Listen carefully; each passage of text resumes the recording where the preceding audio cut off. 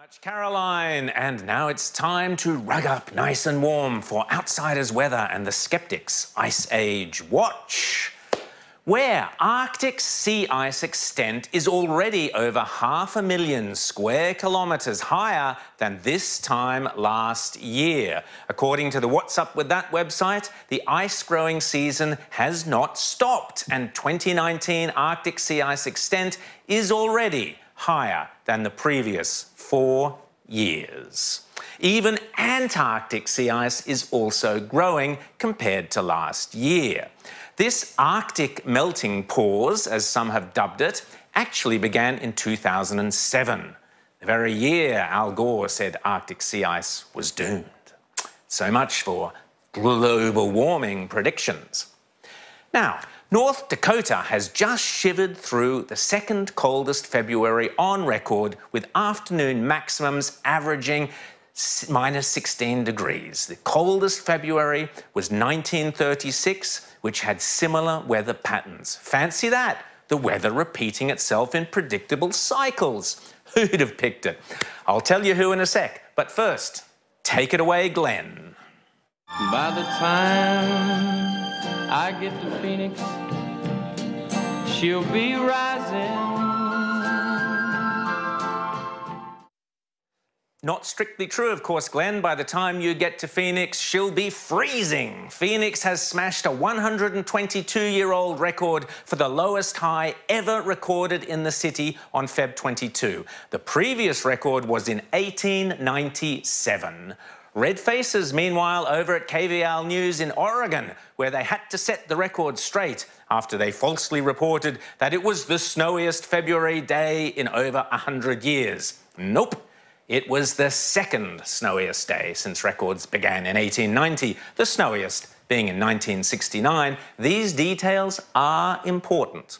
Anyway, take it away, June. We got married in a fever, hotter than a pepper sprout. We've been talking about Jackson ever since the fire went out. I'm going to Jackson. I'm gonna mess around.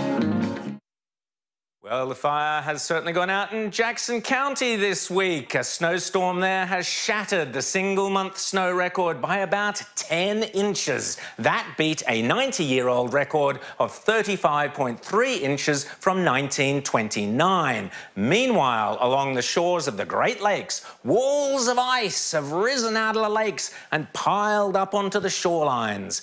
These so-called ice tsunamis are broken up bits of ice blown ashore by strong winds.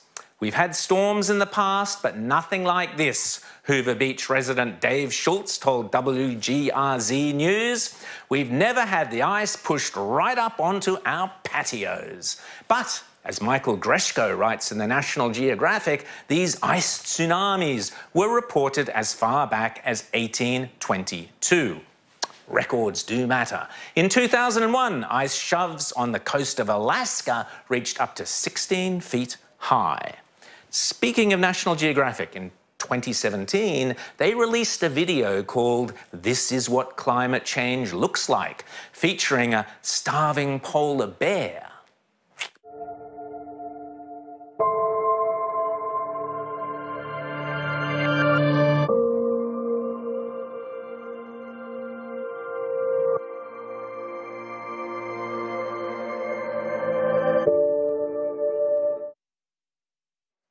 Horrible footage of a starving polar bear roaming around a barren-looking terrain searching for food. But was it climate change? The video was viewed by over 2.5 billion people, including many terrified climate change-obsessed school children.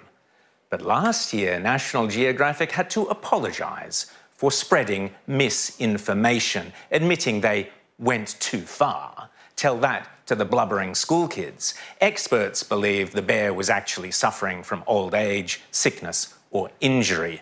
Zoologist Dr. Susan Crockford admitted the people of Nunavut are not seeing starving, desperate bears. Quite the opposite. The facts make that claim look silly, she said, including the abundance of fat polar bears. Meanwhile, here in Australia, our own Bureau of Meteorology says that this summer has been the hottest on record. But are they right? Funnily enough, back in 2017, the year of the starving polar bear hoax, our own Bureau of Meteorology made this admission on their webpage under the innocuous-sounding heading, Bureau welcomes release of Technical Advisory Forum, yawn, yawn, yawn. But, I quote, the forum has again noted the importance of adjusting data through the process of homogenisation to maintain a meaningful and consistent set of temperature records over time. Adjusting data, homogenisation, what's going on here? Surely you don't fiddle with historical data, do you? Well, according to Joanne Nova, great friend of this show, you've seen Jo on our show, homogenisation is destroying our history. Data from our past are adjusted, with the result that the past appears different or less warm than the present. Hey presto, global warming. One skeptic, David Burton, who you will find on the Inigo Jones long-term weather forecasting site on Facebook, and whom many farmers in Australia regard as far more reliable and predictable at telling us what drought, rain and critical weather conditions lie ahead than the so-called experts and authorities. Well, according to Burton, homogenisation is data fudging, and it's simple. When you delete the hottest day and use a lower temperature, you suddenly have new hot records. What they also do, he says, is take the coolest 30 years average, and anything above that is a new hot record. They currently use from 1961 to 1990.